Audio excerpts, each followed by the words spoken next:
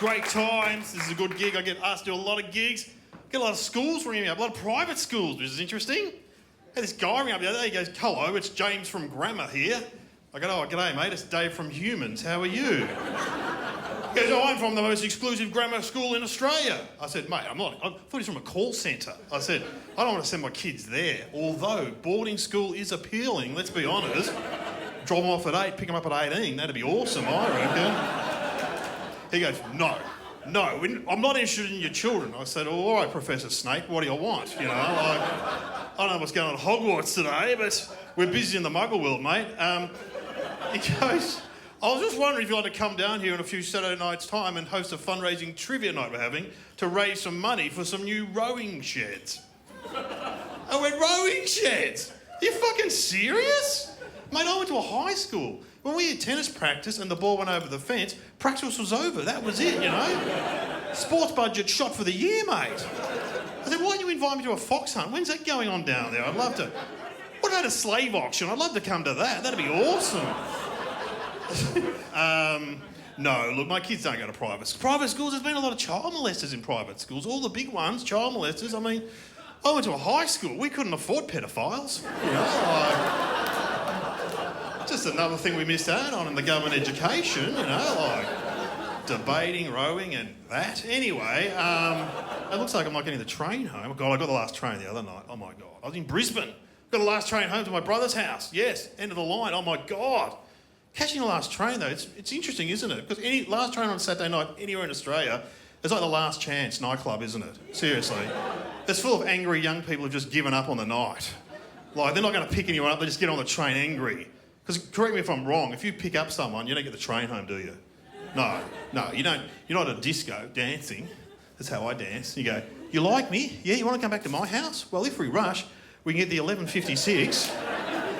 Then there's a connecting bus. And it's a 5-minute walk to my caravan. Let's go, come on, touch on. Touch off." No. If you pick up, you get a taxi home, don't you? Yes, and then the caravan's a bit of a surprise at the end of the... What's this? Oh, I'm backpacking around Australia, yes. Because I brought back memories when I caught the last train when I was in high school. Went to see the band Devo. Do you remember Devo? Yeah. The red flower pots on their head. They sang that great song, Whip It Good. And that other great song, Whip It Good. So we were on a Devo high, me and two guys from high school. We were sitting on the train going, Whip It Good. Unfortunately for us, Guns N' Roses were playing that night as well. Yeah. And their fans got on the next stop, and oh my God, hardcore bogans. We're talking. This was the early 80s, so the curly mullets, the East Coast wind cheaters, stretched jeans so tight, as they got on the train, you went, circumcised, not circumcised. And of course, they get on and they see us. And we're sitting there. I remember I was wearing like nice brogue shoes, Levi 501s, a lemon V-neck jumper, and the homemade Devo hat my mum had made me, right?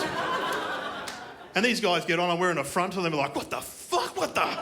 Like, they didn't get up at 6 a.m. to start their welding apprenticeship to see this shit on a Saturday night.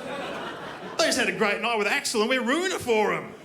So the main one comes over and he just leans over like this and he's like, it's almost too much for him to take on. So he didn't know where to... He starts with the shoes. He goes, "Where'd you get your fucking shoes from?" I go, a shoe shop. I think it was Speeds at Box Hill Plaza. He goes, "No, you got them from a fucking op shop." I'm like, "Oh yeah, well where'd you get your Ugg boots from? Your nana's wardrobe?" I didn't say that. I didn't say anything. I was just helping for my energy dome to start working and transport me out of there.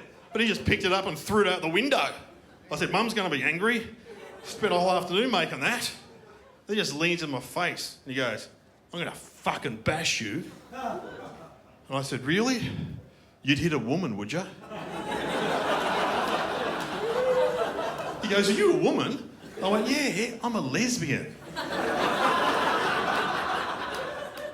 And he was excited. He goes, "Mate, I've never met a lesbian before."